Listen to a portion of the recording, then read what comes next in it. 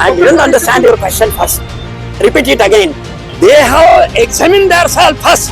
आजपर्यंत आम्ही अनेक नेत्यांच्या गळ्यात हात घातले, अनेकांना पाय पकडले.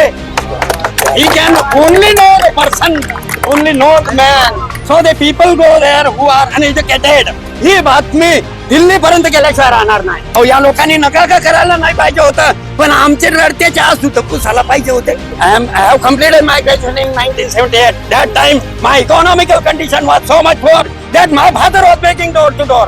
अहो यांना काही समजतच नाही. दगड नेऊन बसवले, दगड नेऊन बसवले. 5 वर्ष ते तुम्हाला दर्शन तरी देतात का, पेटी तरी देतात का? असे नेते जर असतील, असे जर खासदार असेल, असू द्या नाही हे दगड काही दिवसाच्या बसवलेलं मंदिरात. I thank you first to you for taking my interview. Imtiaz Jaleel के नियत पे आज आम्ही ग्रामीण भागातून आलेली जनता केवळ यासाठी आहे समर्थनार्थ इम्तियाज जलीलच्या, की असा आमचा खासदार सुशिक्षित संसदेत गेला पाहिजे, जेणेकरून या गोरगरिबाचे प्रश्न हा एक भाग झाला, पण असे अनेक प्रश्न इम्तियाज जलीलच सोडू शकतील याची खात्री आम्हाला ग्रामीण भागातील लोकांना. आम्ही पिशोर कन्नड तालुक्यातून पिशोर गावचे आहोत. आम्ही आदर्श शिवगिर मोतीगिर गिरी, राहणार पिशोर, तालुका कन्नड़. ऐसे बहुत आज तक हमने खासदार देखे, मगर ये इम्तियाज जलील एक ऐसा ही पर्सन है who cannot know the caste wise. He can only know the person, only know the man. सुशिक्षित उमेदवार असण्याचा किती फायदा झाला? सुशिक्षित असण्याचा हा एकमेव फायदा आहे की आजपर्यंत येठण छापची भरती झाली. हा लोकशाहीचा दोष आहे. Only majority is a law, so the people go there who are uneducated. ग्रामीण भागामध्ये अशा पद्धतीचा प्रतिसाद सध्या आहे आणि आता अशा पद्धतीनं काम सध्या सुरू आहे. ग्रामीण भागातील जनतेचा संपूर्ण पाठिंबा इम्तियाज जलीलला आहे. आजपर्यंत या राजकारणी लोकांनी जातपात या विभागात विभागणी करून मतदान घेतलेलं आहे, परंतु आज ग्रामीण भागातील जनता सुद्धा सुशिक्षित झालेली आहे. यांच्या भूलथापाला बळी न पडता लोक चांगल्याचाच विचार करणार आहे. आणि असा एक हिरा आमच्या परीक्षणात उतरलेला आहे, जो आहे इम्तियाज जलील.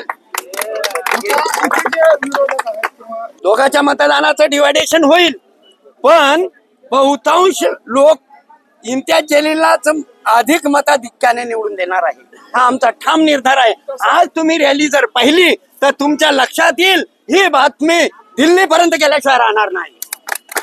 एवढी आज जनता स्वयंस्फूर्तीने शेकडो रुपये खर्च करून आलेली आहे, तळमळीनं आलेली आहे की इम्तियाज जलीलने हा एक भाग आहे. आदर्श ठेवीदारांचे पैसे मानकापेने डुबवले.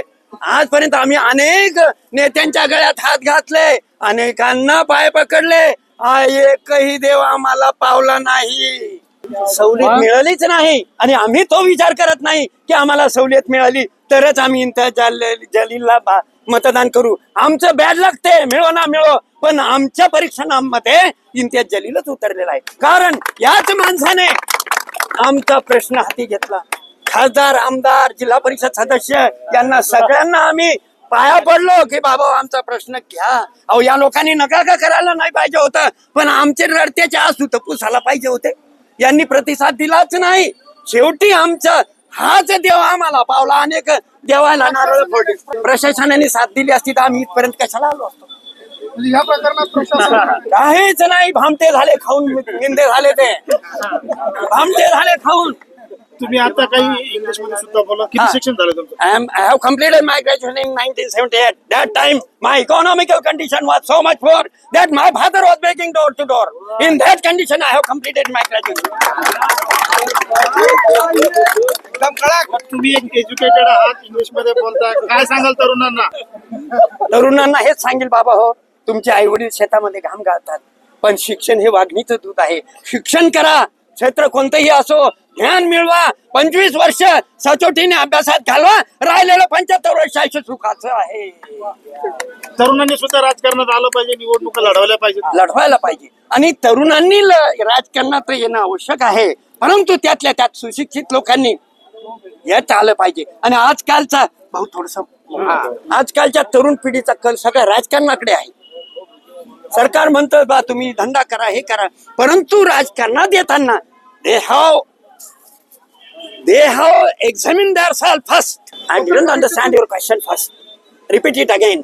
हा सुशिक्षित माणूस गोरगरिबांचे प्रश्न समजू शकतो, हा प्रत्येकाच्या हृदयस्पर्शी भाषा समजू शकतो, प्रत्येकाला मायबापाप्रमाणे सांभाळू शकतो. तुम्ही जर एखादा तो सीन पाहिला असता, एका म्हातारीला आईप्रमाणे कवटाळलं. त्या म्हातारीला विचारलं, आई तुला किती मुलं आहे? तिनं सांगितलं मला 2 मुलं आहे. आणि त्या जलील साहेब क्या बोले मालूम है क्या? आज से 2 बच्चे नहीं माँ, तेरे 3 बच्चे है. नेते जर अशिक्षित असले तर त्याचं नुकसान जनतेला कशा पद्धतीने होतं? अहो यांना काही समजतच नाही ना. दगड नेऊन बसवले ना, दगड नेऊन बसवले. हे दगड बसले तिथं, खाओ पिओ दिल साफ रखो. हा? हे नुसते खायापुरते गेलेले आहे. आणि एकदा का निवडून गेल्यानंतर यांना या आम जनतेची काही घेणं देणं नाही. 5 वर्ष ते तुम्हाला दर्शन तरी देतात का, भेटी तरी देतात का? असा त्यानं भेदभाव केला का आजपर्यंत? असा नेता आम्हाला पाहिजे जेणेकरून तो गोरगरिबाच्या तळागाळातील लोकांचा प्रश्न मार्गी लावू शकतो. असे नेते जर असतील, असे जर खासदार असेल, तर खऱ्या अर्थानं लोकशाही भारतात राबवल्या जात आहे असा आमचा समज होईल. या निवडणुकीमध्ये भुमरे आहेत, खैरे आहेत, यांचं सुद्धा आवाज असू द्या ना. हे दगड काही दिवसाच्या बसवले ना मंदिरात. हे दगड आम्ही देवाऱ्यामध्ये बसवले, देवळात बसवले, शेंदूर पोतरले, पण हे नाव सलाच पावले नाही. यांना बकरा कापले, बकराचे बळी दिले, यांना निवड दाखवले, यांना बोन दिलं, सगळे पाय दाबले, पण यांनी डोळेच उघडले नाही. ज्या लोकांनी या आमच्या देवाने डोळे उघडले. I thank you first to you how taking my interview.